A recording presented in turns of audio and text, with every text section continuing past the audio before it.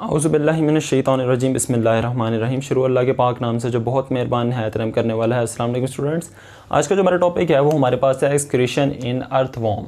आज हमने एक्सक्रीशन इन अर्थवॉर्म देखना है कि अर्थवॉर्म में एक्सक्रीशन कैसे होती है, इसके वेस्ट प्रोडक्ट्स क्या होते हैं और अंदर कौन कौन से हमारे पास जो होते हैं ऑर्गन्स या जिसको कहते हैं स्ट्रक्चर्स इन्वॉल्व होते हैं। तो आइए हम शुरू करते हैं इसको। तो इस एक्सक्रीशन एंड अर्थवॉर्म के फंक्शन या इस पूरे स्ट्रक्चर को समझने से पहले आपको इसकी दो तीन क्या कहते हैं टर्म्स का आपको पता होना चाहिए, जिसमें से पहली है मेटानेफ्रीडियम।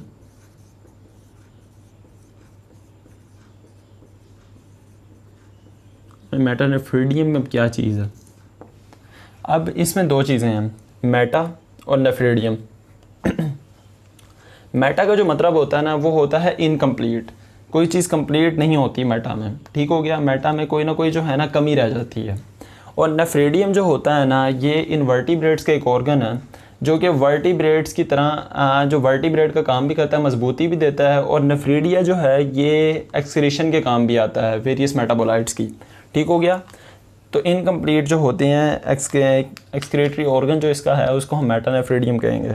तो इसकी प्रॉपर डेफिनेशन क्या है हमारे पास? The earthworm has a tubular excretory system called metanephridium.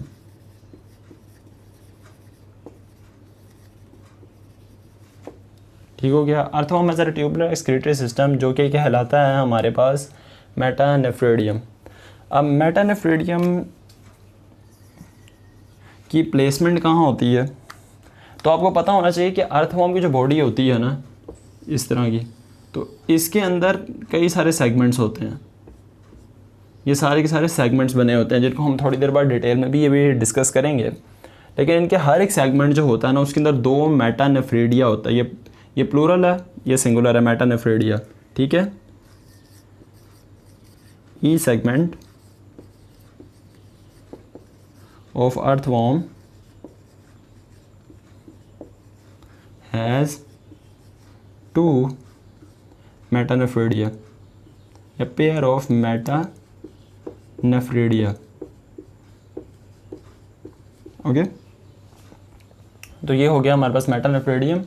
दूसरी जो हमारे पास टर्म हमें पता होनी चाहिए वो हमारे पास है नेफ्रोस्टोन। अब नेफ्रोस्टोन क्या चीज़ है स्टूडेंट्स हमारे पास? दिस ट्यूबुलर सिस्टम जो कि मेटानेफ्रीडियम है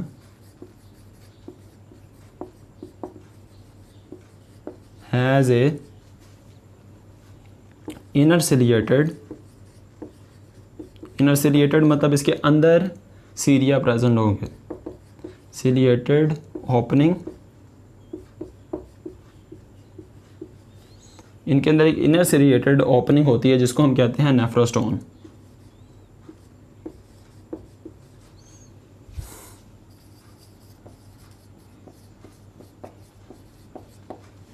अब इसके भी दो पॉइंट्स हैं। इसकी प्लेसमेंट कहाँ होती है? नेफ्रोस्टोन्स are immersed in the coelomic fluid.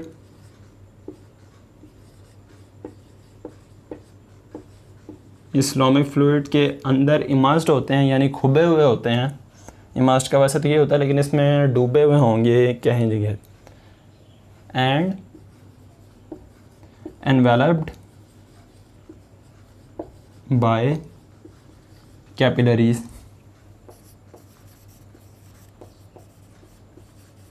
यानी कि ब्लड तो होता नहीं, तो इस सिलोमिक फ्लूइड की ही कैपिलरीज यहाँ पर होंगी, ठीक हो गया। तो ये नेफ्रोस्टोन की यहाँ पर डेफिनेशन आ गई। अब हमने इसके पूरा फंक्शन देखने हैं कि पूरे का पूरा एक्सक्रीटरी सिस्टम काम कैसे करता है। तो functions, what are the functions या व्हाट इज़ द प्रोसीजर तो सबसे पहले जो होता है हमारे पास नेफ्रोस्टोन जो है वो सिलोमिक फ्लूइड को कलेक्ट कर लेता है। नेफ्रोस्टोन collects the coelomic fluid. नेफ्रोस्टोन ने coelomic fluid को कलेक्ट कर दिया। Then when the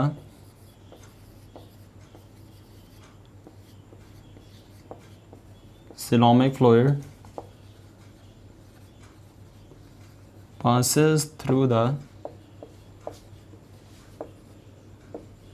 tubules, the epithelium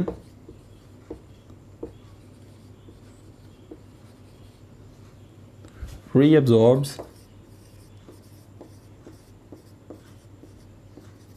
the salts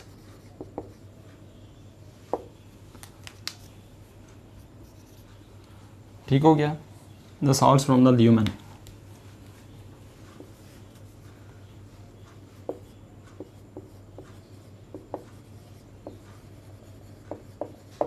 ठीक हो गया। जब ये सिलोमिक फ्लूइड है ये दोबारा ट्यूब्यूल से पास होता है तो एपिथेलियम जो होता है इन ट्यूब्यूल्स का वो एब्जॉर्ब कर लेते हैं सॉल्ट्स ल्यूमन में से और फिर इसको ट्रांसफ़र कर देते हैं हमारे पास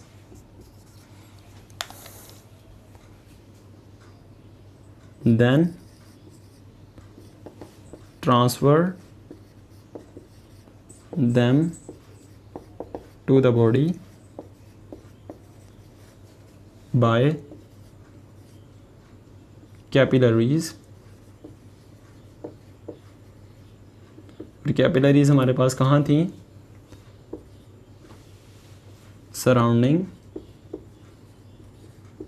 नेफ्रेडिया।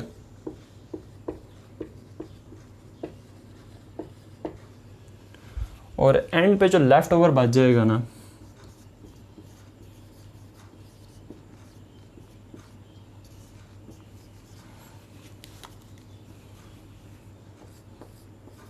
यूरिन की फॉर्म में वो हमारे पास नाइट्रोजनस वेस्ट का एक्सक्रीटरी प्रोडक्ट होगा। The left over of the procedure in the form of urine excretes nitrogenous wastes।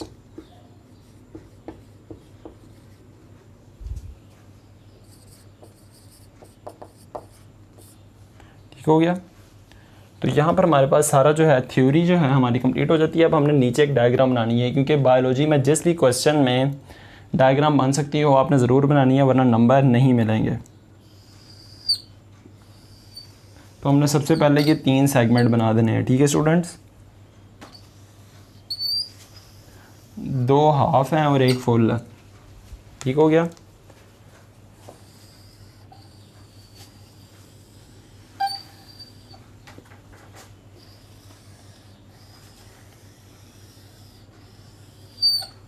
अब हमारे पास ये 3 सेगमेंट्स बन गए हैं।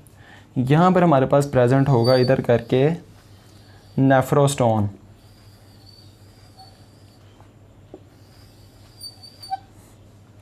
ये हमारे पास होगा नेफ्रोस्टोन। ये हमारे पास क्या है? नेफ्रोस्टोन।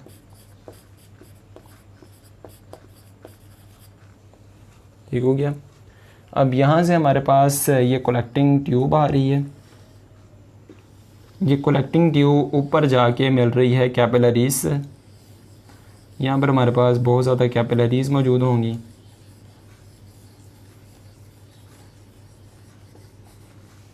ये हमारे पास आ गई कलेक्टिंग ट्यूब्यूल, ये कलेक्टिंग डक्ट, ये हमारे पास है कैपिलरीज।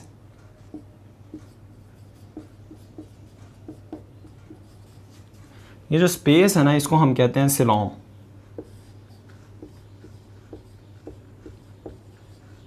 स्पेस को हम कहेंगे सिलोम। अब यहाँ पर इसके साथ साथ अब यहाँ पर आपको समझ आ गया कलेक्टिंग डक्ट बन गया। उसके बाद यहाँ पर आपने एक बनाना है नेफ्रेडियोपोर।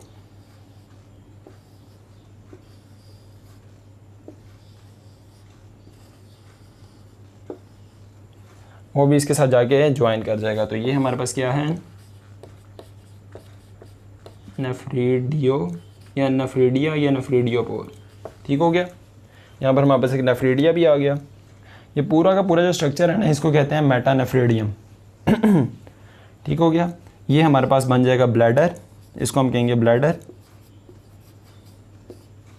एंड दिस प्लेस, जो कि ये इसकी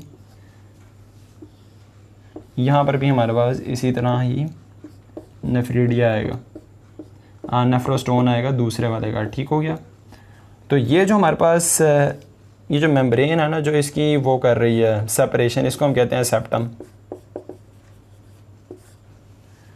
तो स्टूडेंट्स ये हमारे पास डायग्राम है। और अभी यहाँ पर देखें ना आप, मैं आपको बताता हूँ कि इसको मेटानेफ्रिडियम क्यों कहते हैं।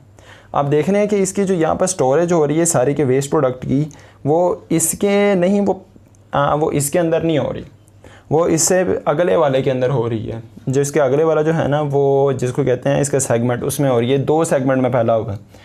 इसी तरह ये इसके अंदर जो ये स्टोरेज हुई है ना, ये इससे पिछले वाले की स्टोरेज है।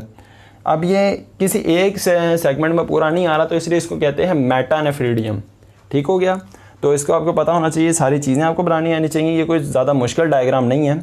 और साथ साथ इसके जो है लेबलिंग करनी आनी चाहिए। उसके बाद आपको इस टॉपिक में एग्जामिनर के कोई नंबर डिटेक्ट करने का कोई वजह बच नहीं जाती। तो आई होप आपको आज का लेक्चर समझ आया होगा। अगर आपको इसमें कोई कन्फ्यूजन है तो आप अपने कमेंट सेक्शन में पूछ सकते हैं। अगर आपको हमारी वीडियो अच्छी लगी तो इस वीडियो को ज़रूर लाइक करें, हमारे चैनल को ज़रूर सब्सक्राइब करें। अब हमारी मुलाकात होती है नेक्स्ट लेक्चर में। अल्लाह हाफ़िज़।